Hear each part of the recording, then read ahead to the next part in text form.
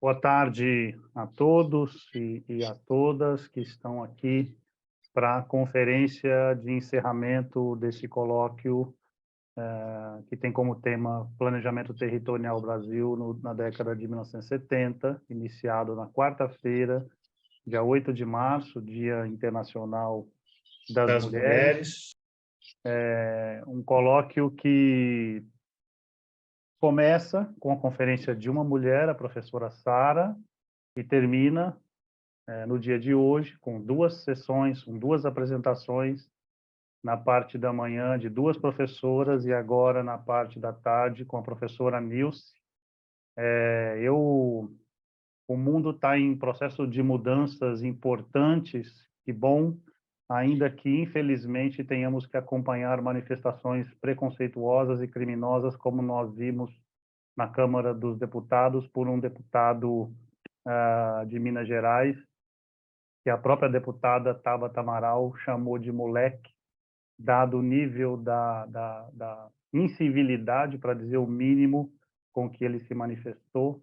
E para nós homens, né, que a todo instante estamos diante das transformações, eu particularmente, aqui eu peço desculpas para fazer esse relato, que eu acho que é importante nessa semana.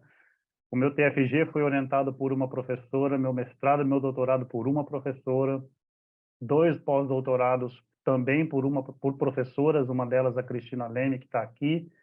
Todos os grupos de pesquisa que eu participo são coordenados por mulheres, e é esse o caminho, né? A questão deveria já estar num nível em que isso não seria nenhuma surpresa, mas infelizmente no mundo que a gente vive ainda é. Então, mas a gente segue avançando. Eu já rapidamente passo aqui a apresentação da conferência que a Nilce vai fazer, que tem como título América Latina nos anos 70, Desenvolvimentismos na Encruzilhada. A Nilce é arquiteta urbanista pela USP, também com mestrado e doutorado pela USP, em São Paulo, professora da Faculdade de Arquitetura e Urbanismo da USP, em São Paulo, coordenadora do grupo Cultura, Arquitetura e Cidade na América Latina, ao qual alguns de nós aqui fazemos parte, coordenado por ela e pela Ana Castro, nossa colega e também professora na USP em São Paulo. E é isso. Agradeço a presença dos colegas que chegaram hoje pela distribuição que a gente fez agora rapidamente do link, e Guilhermo, Carlos, entre outros que estão aqui, Virgínia e Cristina, que estão acompanhando também, na medida do possível. Nilce, a palavra é sua. Muito obrigada, Rodrigo, pela apresentação. Obrigada ao convite seu e da Fabíola para encerrar, uma responsabilidade encerrar esse colóquio de altíssimo nível que começou com uma mestra querida, a Sara, que está aí repleto de mestras queridas na audiência, e hoje de um mestre querido também, e de um colega querido, dizer que estar na luta pela ampliação dos nossos direitos é um privilégio dividir essa luta com pessoas tão queridas e que representam para mim referenciais desde sempre e que se mantêm como referenciais. Eu sempre faço questão de enfatizar que o que a gente vai construindo enquanto reflexão, enquanto pesquisa, tem relação com a cimentação que, de uma maneira histórica, vai se construindo socialmente, né? E acho que vários aqui, tanto de mestres, de mestras, quanto de colegas, que eu divido diretamente o debate no grupo de pesquisa, fazem parte desse processo, né? Desse processo que é resultado de uma sedimentação histórica, que vai se acumulando aí. A qualidade das pesquisas e das reflexões só fazem sentido à medida que nós reconhecermos esse processo histórico que vai se desenhando. Então, além de agradecer a todos que estão aqui participando neste momento, né, e que estão dispondo aí algum pouco do seu horário para ouvir as minhas colocações, agradecer também pelo aprendizado dos últimos dias, esse colóquio que parte dos mestres da história, retomando esse período crucial para o planejamento territorial no Brasil, que, como eu volto a reiterar, de altíssimo nível do ponto de vista da coleta dos materiais, das fontes de pesquisa, das reflexões trazidas, né? Eu vou ler a minha fala, peço essa licença de fazer a leitura, mas, ao mesmo tempo, já deixar de antemão também a reflexão, o dito aqui, que são reflexões postas assim, no calor da demanda de Rodrigo e de Fabíola, né, que eu venho trabalhando e pensando, e que me instigaram a pensar especificamente esses anos 70, né? E que eu, na medida do possível, fui relacionando com as outras reflexões que eu já venho fazendo, mais especificamente no período que vai até meados dos anos 70 para a América Latina, né? Então, esse colóquio, né, partindo desses métodos da história, retoma esse período fundamental, envolvido pelos chamados processos de memória difícil, por ter sido marcado pelo ambiente autoritário e violento, né? Então, trazer à luz o papel dos técnicos, das instituições, sem perder de vista suas contradições, suas ambiguidades, é fundamental para repensarmos o próprio estatuto do campo do planejamento urbano e regional no Brasil, na América Latina, no mundo contemporâneo. E os vínculos institucionais da maioria de nós aqui, inescapavelmente, nos colocam numa situação de privilégio em uma sociedade definida por clivagem de raça, gênero e classe, e, a meu ver, desde a consciência de uma dupla condição, precária em termos absolutos, mas privilegiada na sua relação com o que é a totalidade do Brasil e da América Latina, que nós devemos pensar a história do planejamento e sua relação com as nossas possibilidades de ação, né? Entendo aqui o papel dos intelectuais, do mundo acadêmico, da pesquisa e também dos técnicos do serviço público, em alguma medida, diante do que é a precarização do trabalho no mundo contemporâneo, uma situação que não deveria ser, mas que é hoje de privilégio. Então, desde os diálogos que eu tenho estabelecido com vários de vocês aqui, em especial com o Rodrigo, no que diz respeito mais especificamente a essa reflexão, a partir do texto que nós escrevemos para o trabalho que vem sendo desenvolvido pela Macarena Ibarra e pelo Arthur Almandós, é que eu levantei essas reflexões que eu vou apresentar. E eu considero também que, quando se faz o convite ao interlocutor, se estabelece alguns termos do próprio debate, do próprio diálogo. Desse ponto de vista, como eu tenho reiterado, as pesquisas do Cacau vão no sentido de um duplo esforço: sair do campo disciplinar e sair do Brasil, alargar as bordas para explorá-las, ampliar diálogos, conexões, com os objetivos de formular novos problemas historiográficos, produzir análises mais múltiplas e complexas, considerando que é essa a exigência do tempo presente. Isso tem nos levado, por exemplo, a procurar nexos mais evidentes entre a arquitetura e o planejamento, tratados como objetos em separado em grande parte da historiografia do campo, sobretudo no Brasil, mesmo se nós pensarmos nas trajetórias que se constituíram com o seu exato oposto, como nos mostra o próprio cânone, Lúcio Costa, Niemeyer, Reide, Artigas, Paulo Mendes da Rocha, Jorge Wilhelm, Jaime Lerner, entre muitos outros que foram levantados aqui durante os nossos debates, né? Ainda são tratados como objeto inseparado. Me parece fundamental enfrentarmos o desafio de retomar as suas conexões.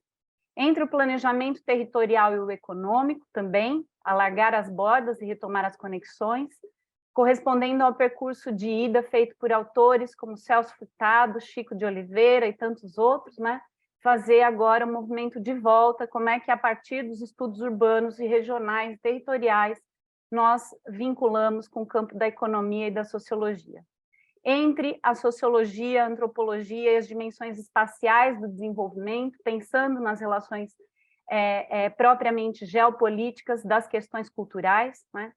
Entre tantas outras possíveis relações de serem feitas a partir dos nossos objetos e temas de pesquisa. E esse horizonte também tem como ponto de partida a premissa de se apoiar, na medida do possível, em referências latino-americanas, não só como fonte para a investigação dos temas e dos objetos, mas, sobretudo, em termos teórico-metodológicos.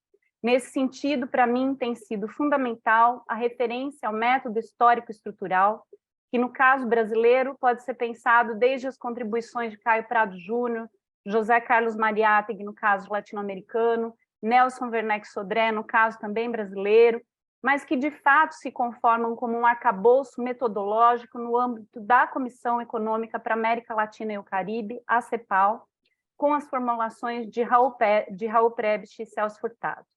É a partir de uma certa herança desse método, que incorpora a dimensão dos regimes de temporalidade emprestados de Brodel, sobre os embates globais em termos geopolíticos, que eu vejo as propostas de Marina Weissmann e Jorge Francisco Lierno, apesar de ditos opostos, em contradições, em contraposição, eu vejo alguns caminhos com objetivos distintos de partes dos dois, é verdade, mas mobilizando esse mesmo exercício de uma consciência sobre o universal e o local em nós, latino-americanos e também no mundo. Jorge Francisco Lierno, mesmo se reportando a Raymond Williams em termos mais gerais, e a Manfredo Tafuri para a crítica ao campo da arquitetura e do urbanismo, a meu ver, tem uma produção intimamente relacionada a essa tradição histórico-estrutural latino-americana, ainda que eu não mencione diretamente.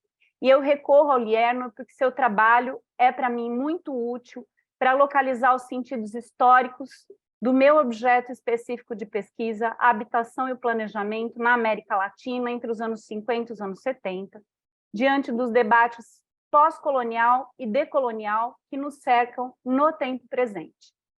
Eu vejo no Lierno uma preocupação com essas questões. Em seu ensaio, Esse Ponto de Vista Estúpido, publicado originalmente em 2008 na revista holandesa Positions, ele fala da constituição da modernidade a partir de um duplo e paradoxal movimento: o impulso das leis de ferro da universalização e a expansão do capital, do consumo em termos econômicos, da igualdade da razão em termos ideológicos, um movimento, e a necessidade para essa mesma expansão da ativação das forças do que é singular, a burguesia nacional, as nações, as subjetividades. E ele dirige uma crítica à história da arquitetura que me parece aplicável às nossas questões para a história do urbanismo e do planejamento territorial.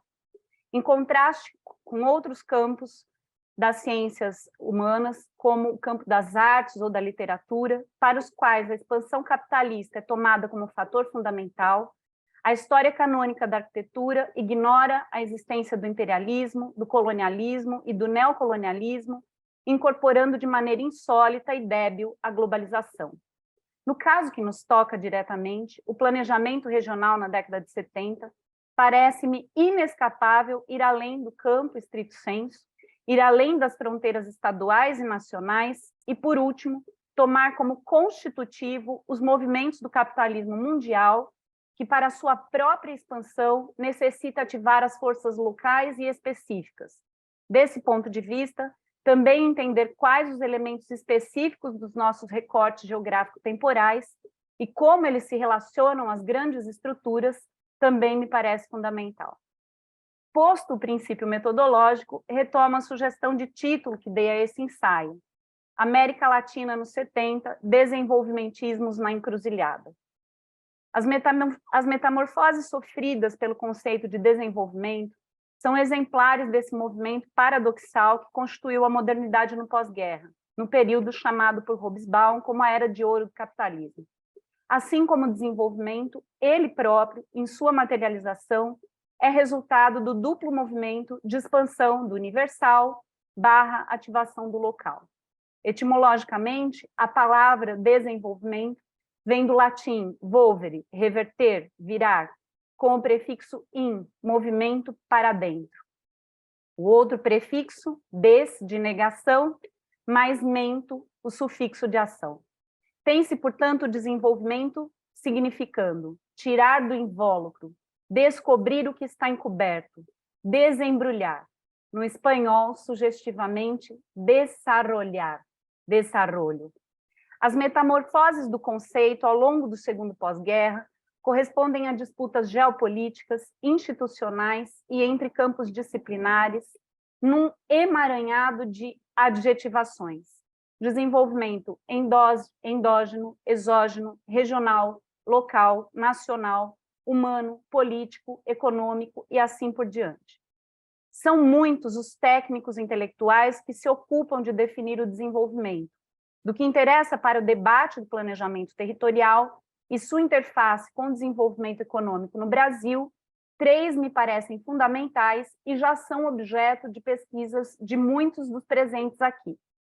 O primeiro deles, o desenvolvimento entendido estrito sensu como econômico, em termos de crescimento econômico, que se organiza sob as temáticas do progresso técnico e material e direcionou, sobretudo, a ação dos Estados Unidos e da ONU no pós-guerra, fundamentado nos empréstimos de entidades financeiras internacionais, Banco Mundial, FMI, BID e assim por diante.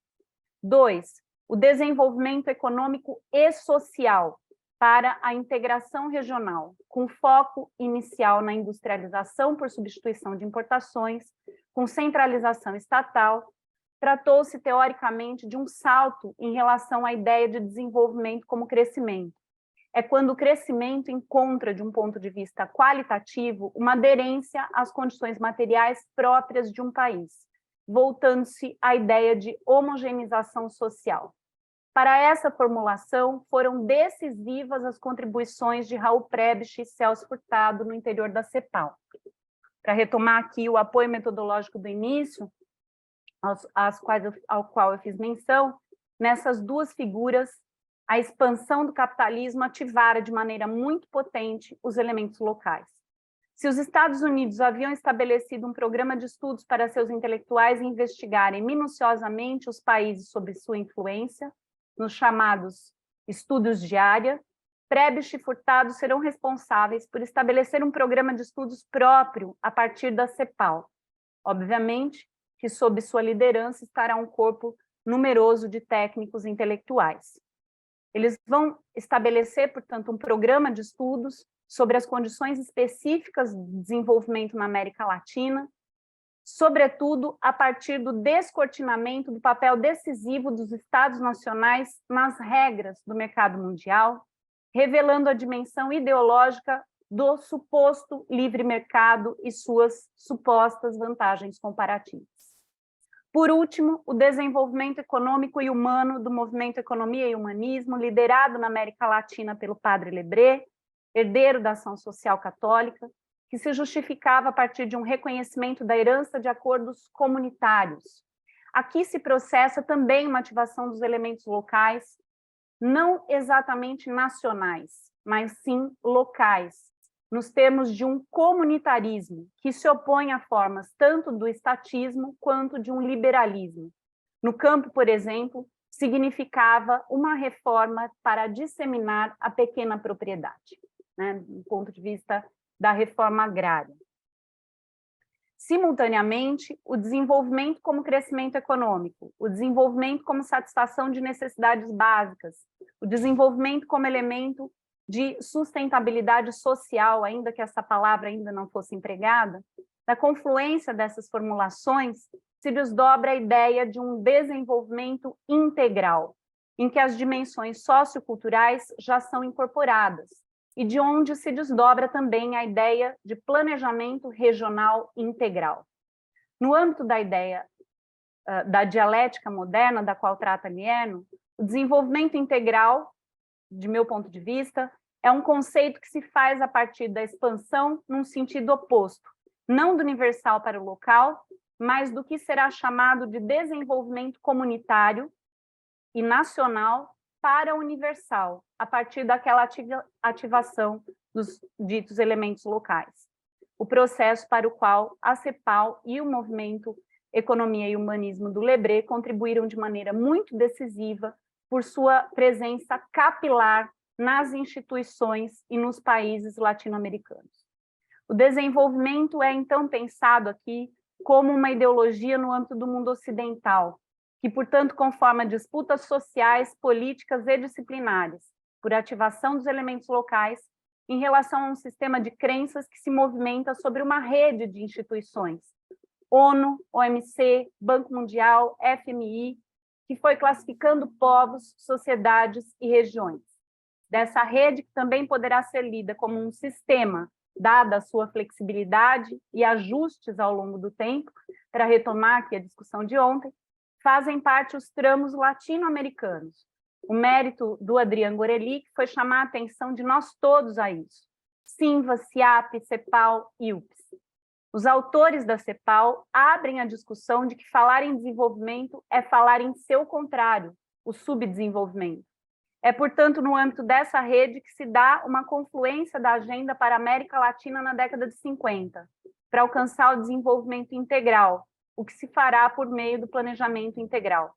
A ideia das escalas de planejamento, nacional, regional, local, também são definidas nesse processo. A gestão desse desenvolvimento integral se faz no âmbito da percepção, já ao final da década de 50, de que o modelo de desenvolvimento por substituição de importações havia se esgotado. No Brasil, por exemplo, ele já chegara na fase de implantação de bens de capital, e mesmo aqui, como de resto já era sentido nos demais países latino-americanos, com exceção do México, a economia começava a dar sinais de estagnação. A agenda de reformas, chamadas então de estruturais para o desenvolvimento, capitaneada pela CEPAL, torna-se um consenso. Não à toa, é absolutamente coincidente com os termos da Aliança para o Progresso. Reforma agrária, reforma urbana, combate ao analfabetismo, combate à fome, por meio também de recursos e investimentos internacionais, né? Me parece fundamental nós pensarmos da capilaridade dessas redes, como já trouxe de maneira que mapeou muito bem a Virginia Pontual sobre os trânsitos do Padre Lebré pela América Latina, ativando aí também os elementos locais do que a gente convencionou chamar da presença da democracia cristã nos principais países. No movimento de expansão do universal, ativação do local, ao final dos anos de 1950, os sinais de estagnação, em menor ou maior grau, do modelo de substituição de importações, se dá em paralelo à ativação, no âmbito da cultura, dos elementos locais em outros termos. Se nos anos 30 as vanguardas buscavam o próprio como elemento central da modernidade, nos anos 50 esse próprio se investe do regional, e é o regional que se expande. Também há uma percepção de que a questão regional das desigualdades que marcavam o interior e o norte da Argentina, o sul do México e também, no nosso caso, o interior, o norte do Brasil, assim como vai desenhar as questões regionais nos distintos países da América Latina, e de forma já muito analisada, no caso brasileiro, Nordeste, desde a passagem do século XIX para o XX, vai adentrar, né, o problema, a questão regional, o problema das desigualdades regionais, ele vai invadir as próprias cidades a partir dos processos migratórios. Podemos pensar que o sertão de Euclides da Cunha, na chave da dicotomia sertão-mar, sertão-cidade, miséria e riqueza, o que era lido como a questão regional é internalizado para o ambiente intraurbano, subdesenvolvimento, marginalidade e dependência, como resultados de movimentos teóricos a partir da dialética da expansão desse universal ativação local. Não à toa também a construção simbólica da relação que se estabelece a partir dos anos 50 entre a favela e o próprio sertão euclidiano. Se a questão regional adentra o universo urbano ao final dos anos 50, a dicotomia cidade como sinônimo de riqueza e campo de pobreza também não funciona mais. O desenvolvimento e o planejamento regional são, por um lado, resultado do desdobramento e da complexidade do campo disciplinar, mas se relacionam intimamente às dimensões estruturais, porque é por ele que se pode avançar no desenvolvimento integral e superar o problema da estagnação econômica, superar os limites da substituição de importação. Simultaneamente, no âmbito da literatura, são produzidos, no final dos anos 50, os chamados grandes romances regionais na América Latina, dos quais são paradigmáticos o Grande Sertão de Guimarães e o Pedro Páramo, de Juan Rulfo, como depois nos traria a análise literária de Ângelo Rama. Para Guimarães, diferente de Euclides da Cunha, pegando o caso brasileiro, o sertão não é par dicotômico da cidade-mar, mas são as veredas que cruzam o interior do Brasil. É por essas veredas que será possível integrar o continente. E nesse momento, a integração já não é somente brasileira, mas sim latino-americana. Aqui um outro ponto de confluência com a questão econômica. A superação da estagnação do crescimento nacional passa a ser entendida, a superação dessa estagnação passa a ser entendida como possível apenas pela integração latino-americana. Brasília, nesse sentido, não é desvio arquitetônico, discordando aqui do nosso querido Adriano, mas se enquadra nesse desejo de integração ativado pela própria expansão capitalista. Assim, é possível ler a constituição do campo do planejamento regional a partir da ideia desse expansionismo regional, universal, que ativa necessariamente as forças locais. Essa questão regional ativa os desejos de integração e se conforma na quadra histórica, contraditoriamente, se conforma na quadra histórica do expansionismo dos capitais internacionais, cuja maior participação societária é de estadunidenses. E essa expansão do regional em sentido inverso, do campo para o urbano, pode ser lida também a partir da sociologia rural, que estabelecera diálogos entre Estados Unidos e América Latina desde a década de 30, com forte presença também do papel da Igreja Católica nesse processo. A formação e expansão do campo do planejamento regional, portanto, é impulsionada por diversas corporações, tratando das questões de desenvolvimento integral de campo e de cidade, com agências internacionais de participação direta de fundações Ford, Rockefeller, dos psicorpos, da matriz católica relacionada à democracia cristã, enfim, de uma série de direções das correntes de pensamento que vão se configurar, ora em concordância, ora em disputa evidente de um ponto de vista geopolítico nos termos do imperialismo. No âmbito econômico, isso representa a entrada decisiva de capitais estrangeiros nas participações societárias do setor privado, ao passo que os estados nacionais vão se tornando a vanguarda de ativação de setores específicos da burguesia nacional, no caso brasileiro, siderurgia, metalurgia, construção civil.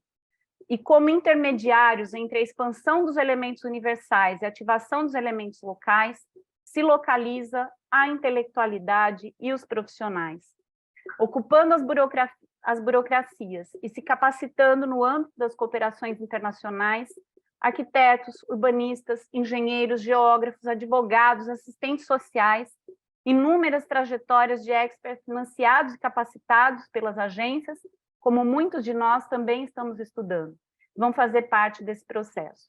Desse ponto de vista, Brasília, de novo, é menos desvio na conformação do campo do planejamento, mas uma ponta de lança de um sistema que se configura por potencialidades, limites e contradições.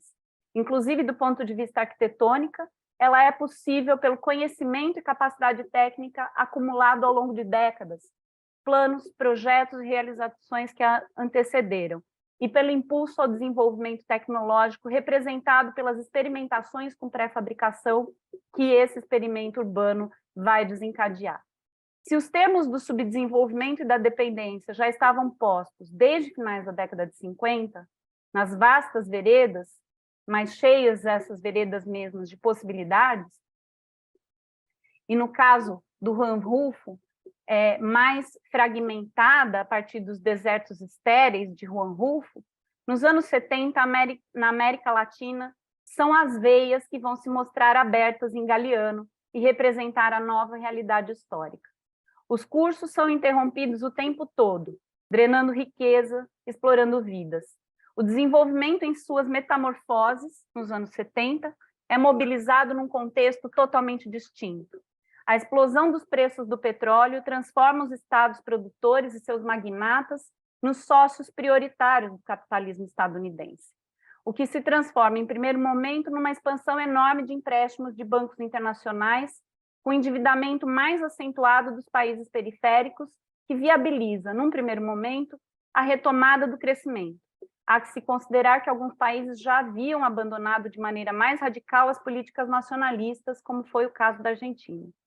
Está, sobretudo, nisso a base do tal milagre, e o fôlego adicional na implementação do primeiro e do segundo PND no âmbito da ditadura militar. Nos termos da dependência, esse crescimento se fez aprofundando desigualdades regionais e intraurbanas e metropolitanas.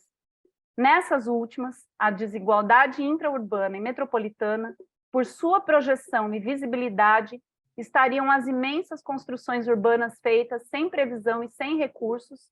A questão urbana vai se tornar central nos debates sobre o subdesenvolvimento e o desenvolvimento e a dependência, e vai se tornar também, acima de tudo, metropolitana. Aquela bibliografia que a Sara nos trouxe, né, citou aqui na sua conferência de abertura, se conforma exatamente nesse período, com papel decisivo da FAUSP, do SEBRAP, que está numa relação direta com o debate latino-americano, sobretudo com o Centro de Investigações em Desenvolvimento Urbano da Universidade Católica do Chile, o CIDU, na figura que é um ponto de contato, que é o Manuel Castells. Mas estabeleceu-se também daí um paradoxo. De um lado, grande parte desses estudos iluminaram a questão urbana à luz do imperialismo e também do colonialismo interno, como assim o denominou o mexicano Pablo González Casanova. Os termos das relações internas da dependência econômica, social e cultural, a relação sistêmica entre cidades, das maiores, subordinando as menores, e também das cidades, subordinando o campo, no interior dos países latino-americanos, foi objeto de investigação, por exemplo, do Aníbal Quijano, que colocou de maneira decisiva a variável espacial para pensar os termos do subdesenvolvimento na chave do seu conceito de urbanização dependente, que o levaria, ao final do século, a definir também os conceitos da colonialidade, do saber, do poder e do ser. De outro lado, a emergência do problema metropolitano, com suas massas de pobres ou marginais, para enfatizar mais um conceito decisivo desse debate no papel do Aníbal Quijano, passou a ocupar decisivamente o campo disciplinar do planejamento. E o desenvolvimento, independentemente de suas formulações metamorfoseadas por tantas disputas ao longo das décadas anteriores, passa a ser, todo ele, objeto da crítica urbana e das ciências sociais em geral. Nos anos 70, na encruzilhada dos desenvolvimentos, entra novamente o expansionismo universalizante do Ocidente, com as ideias de ecodesenvolvimento e depois de desenvolvimento sustentável, em que pese as dimensões locais e também ambientais já terem sido incorporadas ao tal desenvolvimento integral dos anos 50, quando a questão ambiental aparecer em termos culturais, que já iluminava o que seria a organicidade das relações entre os arranjos sociais ditos originais latino-americanos e suas condições ambientais, né, em que pese essas dimensões já terem sido ativadas anteriormente, elas vão ser substituídas por essas ideias de ecodesenvolvimento e de desenvolvimento sustentável a partir dos debates das agências internacionais. Além disso, também, como pontua a Sara, as pautas relacionadas ao combate das desigualdades de gênero e de raça também explicitam as desigualdades provocadas pelo próprio direcionamento que havia tomado o desenvolvimento.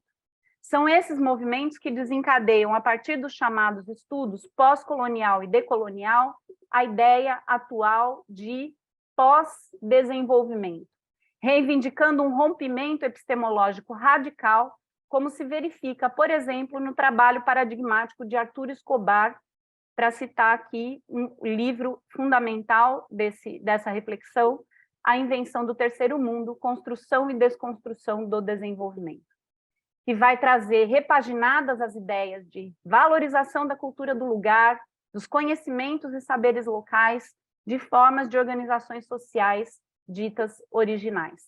Parece importante entender toda a universalização do debate sobre a questão ambiental também nesses termos.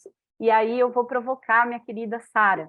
Se, por um lado, é assustador pensar a posição de Costa Cavalcante na Conferência do Clima em Estocolmo, em 1972, também me parece fundamental considerar o que significava, em termos da expansão do capitalismo, colocar a questão ambiental no centro do debate econômico, num processo em que a ativação das forças locais também funcionava como estratégia decisiva de expansão estadunidense diante dos limites da economia do petróleo, desenhados pela criação da OPEP e os choques sucessivos aplicados por esses países da OPEP. Mas voltemos aqui aos anos 70. Enquanto o movimento da expansão aos anos 70 e ao planejamento no Brasil. Enquanto o movimento da expansão universal, ativação local, tornava-se cada vez mais frenético, o desenvolvimentista Celso Furtado continuava a procurar os caminhos do desenvolvimento, sem perder de vista as contradições e ambiguidades do capitalismo periférico. E aqui, para reiterar, né, a sincronicidade de buscas para a bibliografia, a Sara finalizou a apresentação dela falando de Celso Furtado, e eu também, além de abrir a minha falando dele, vou finalizar falando dele. Em 1969, ele publicava o livro A Formação Econômica da América Latina, para reiterar que o problema do desenvolvimento na região era de natureza institucional e não propriamente econômica. Era essa constatação que o fazia se interessar pelas dimensões sociais e culturais do desenvolvimento e da dependência. Enquanto, de forma mais generalizada, as interpretações da dependência econômica, social e cultural eram tidas, a interpretação da dependência a tomava como obstáculo decisivo ao desenvolvimento, Furtado encontrava os caminhos nos vínculos latino-americanos que as próprias ciências sociais haviam criado nas décadas anteriores. Ele dizia, aspas, por outro lado, os problemas que colocam o desenvolvimento econômico em sua fase atual estão levando os povos latino-americanos a se conhecerem de forma mais sistemática e a valorizarem aquilo que neles constituem os traços de uma personalidade cultural comum. Ele falava de seu próprio lugar, um intelectual cepalino, latino-americano, submetido ao exílio como muitos de seus pares. O método histórico-estrutural, novamente, era seu apoio, e os anos em íntimo contato com as condições de subdesenvolvimento dos países latino-americanos lhe permitia incursionar pelos elementos históricos próprios de cada construção nacional, relacionando-os a dois regimes de temporalidade mais propriamente estruturais, do subdesenvolvimento e da dependência nessas paragens latino-americanas. Os regimes de temporalidade do capitalismo mercantilista das formações coloniais e a expansão do capitalismo monopolista que condicionara as formações nacionais desde o século XIX. Diante da flexibilização dos capitais transnacionais, a partir já dos anos 60, e do elevado grau de desnacionalização ao qual foram submetidas as economias dos países, a retomada do desenvolvimento para o Furtado só se faria possível com o impulso a um movimento integracionista, entendido por ele como um processo em andamento, ativado pela consciência de que os países isolados não teriam como superar os obstáculos ao desenvolvimento. Mas sua esperança não era nada ingênua, como liberais ou intelectuais de filiação estritamente marxista puderam supor. Ele listava todas as dificuldades inerentes à própria condição de subdesenvolvimento. A tarefa de promover um sistema econômico regional era uma tarefa gigante diante das disparidades dos níveis de desenvolvimento, dos riscos de agravamento da concentração geográfica da produção e apropriação de riquezas, diante da autonomia dos oligopólios internacionais que agiam na região, das divergências entre os interesses nacionais, mas, enquanto seus pares tratavam de reiterar as impossibilidades do desenvolvimento na América Latina, diante da dependência, Celso Furtado tratava de chamar a atenção para a dependência da própria intelectualidade e tratava, mais do que tudo, de imaginar. Admitia que os progressos do desenvolvimento integracionista na América Latina seria lento, com decepções frequentes, enquanto o planejamento econômico não se transformasse em instrumento eficaz de política nos planos nacionais. Durante a década de 1970, Celso Furtado trataria de pensar os termos da dimensão cultural da dependência, como bem apontou a Sara, dialogando diretamente com os principais críticos da CEPAL e do que teria sido a sua visão dualista. Como bem delineia Bresser Pereira em seu texto As Três Interpretações da Dependência, de 2010, de uma forma geral, os intérpretes da dependência, ao refletir sobre a internacionalização dos mercados internos, comandada por burguesias internacionais, romperam com o nacional-desenvolvimentismo, defendendo, de um lado, a ruptura revolucionária, e, de outro, uma associação deliberada ao capital internacional, como o trabalho clássico do Fernando Henrique Cardoso. Mas, como intérprete da dependência latino-americana, Celso Furtado apostava nos caminhos institucionais, ao mesmo tempo em que recusava a dependência associada como o único caminho possível. Interessante pensar que, em 1972, no ensaio Análise do Modelo Brasileiro, ele revelava a relação implícita entre os teóricos da chamada dependência associada e o próprio milagre econômico do período da ditadura, para mostrar como a elite dirigente havia optado ela mesma pelo modelo de associação. Assim que buscaria refletir sobre os domínios do capital cultural, social e simbólico na composição da dependência, intrinsecamente relacionados ao domínio econômico e tecnológico, objetivo central do conjunto de ensaios do seu livro Criatividade e Dependência na Sociedade Industrial, também citado pela Sara, e que eu quero aqui enfatizar os meus agradecimentos aos meus queridos colegas do grupo de pesquisa Cacau no semestre passado, aqui em São Paulo, os meus queridos orientandos, os meus queridos colegas Ana Castro, Ivo Girotto e Mariana Bogosian, que me deram o prazer de dividir as reflexões, de ler capítulo por capítulo e debater esse livro, né? No qual ele destrincha as formas mais sutis da dependência, que na década de 70 já não eram mais das relações metrópole-colônia ou do imperialismo, como definido no século XIX, mas dos capitais transnacionalizados operando para desregular os mercados. Relações que vieram a substituir os mercados externos que antes tutelavam as atividades produtivas. Do ponto de vista do campo do planejamento, podemos ver, ao longo da década de 1970, corresponde aos movimentos paradoxais da expansão do universal e da ativação do local, como vários trabalhos demonstraram aqui ao longo do colóquio. Essa ativação do local, por outro lado, é que cria os pontos cegos, muitas vezes, que nos impedem de enxergar as dimensões estruturais e universais que condicionam os processos. O aparato institucional do planejamento territorial funciona, a meu ver, nos anos 70, a partir de sinais trocados e cruzados. A capacitação e os instrumentos técnicos ficam cada vez mais sofisticados.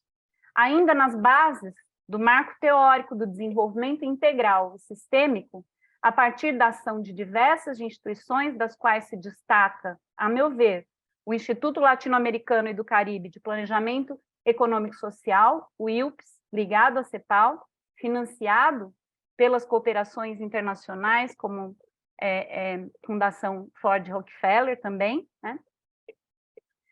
O principal problema teórico, em termos de ação, também, nesse caso, era a chamada macrocefalia, que gerava as desigualdades em termos intraurbanos e metropolitanos. E os sistemas de planejamento, nacionais e subnacionais, tinham em vista alterar os desequilíbrios do crescimento acelerado, atravessado pelos países latino-americanos. É quando se dá, a meu ver, colega Jefferson Tavares, a apropriação da ideia dos polos de crescimento do François Perrault, por exemplo. São movimentos simultâneos desse processo. O desenvolvimento associado na base do endividamento, mais as abordagens teóricas da dependência, mais as abordagens neoliberais da desregulação dos mercados, mais a urgência da administração da enorme crise urbana que se desenhou. Não parece casual que, de um ponto de vista ideológico, no âmbito do campo disciplinar, com arquitetura e urbanismo na ponta de lança, se abdique paulatinamente do planejamento em macroescala para responder mais detidamente às demandas gritantes das populações pobres nas metrópoles. É também, de novo, Lierno que alerta, como nos anos 70, as favelas, as vilas misérias, as calhampas, toda sorte de periferias pobres do terceiro mundo se transformam no motor comum, tanto da crítica à cidade mercantilizada quanto da noção modernista do plano, cujo ambiente cultural vinha sedimentado desde antes pela contracultura, pelos situacionistas, pelos anarquistas defensores de um urbanismo unitário ou de uma cidade pós-planejadores, e nas campanhas de John Turner durante os anos 60 e 70.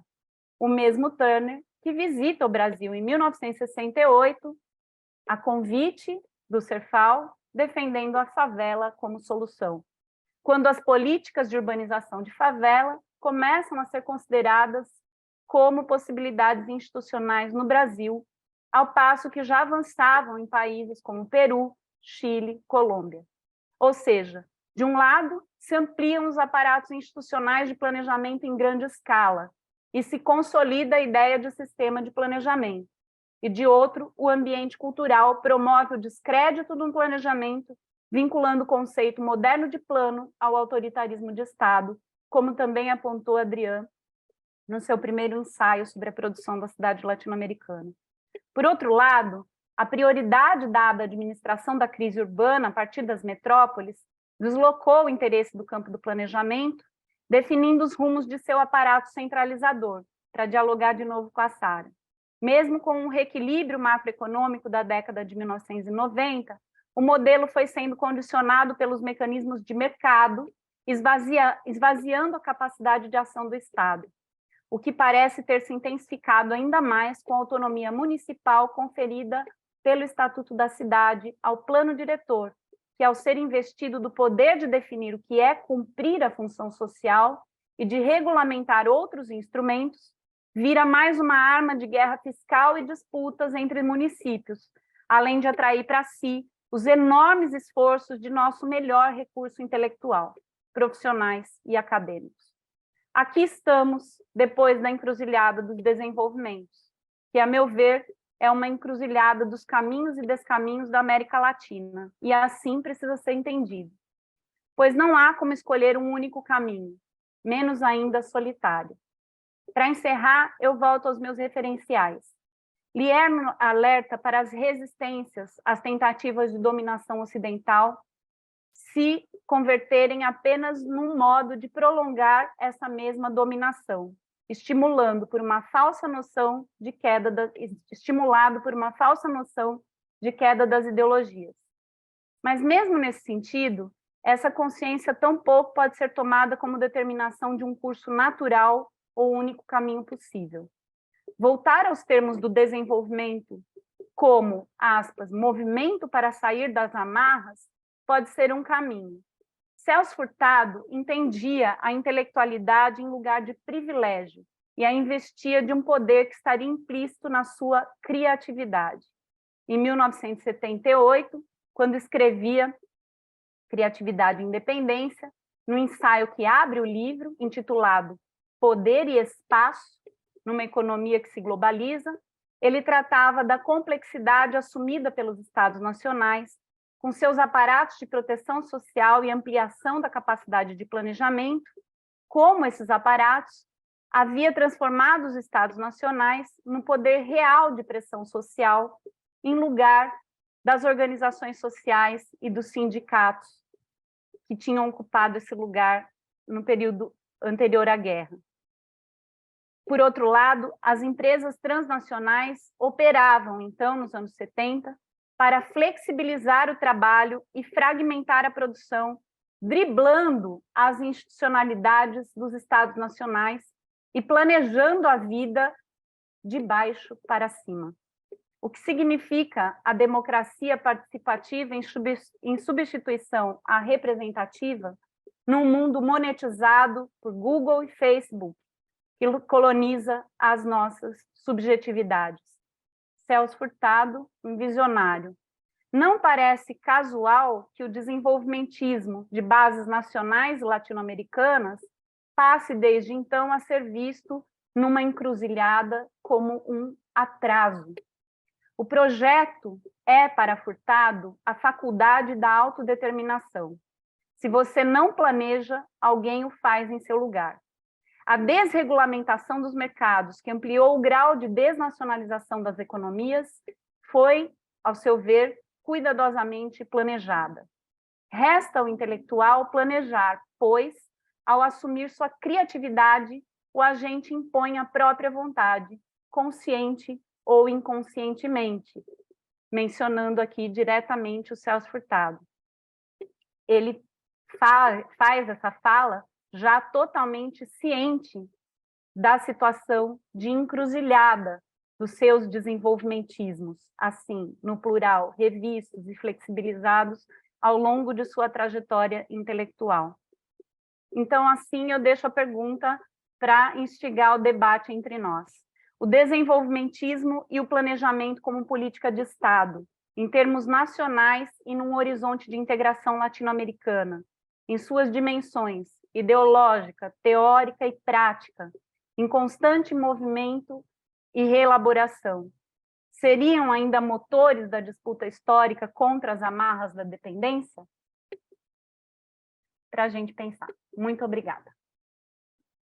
Obrigado, Nilce, pela conferência e por nos instigar com uma série de questões importantes. Eu, antes de passar a palavra, vou tentar fazer um link muito rápido. Eu vi que, peço licença ao Jefferson, ontem, eu acho, ou na quarta-feira, ele colocou um post, ele reproduziu o cartaz do colóquio e escreveu embaixo: as cidades brasileiras, elas são o que elas são porque elas foram planejadas e por isso elas são o que elas são.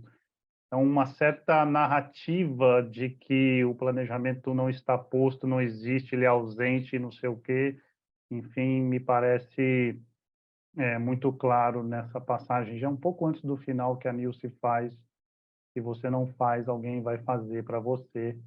E os neoliberais continuaram planejando a partir de uma outra perspectiva e conseguiram construir uma narrativa que supõe uma negação do processo de planejamento, inclusive por parte deles.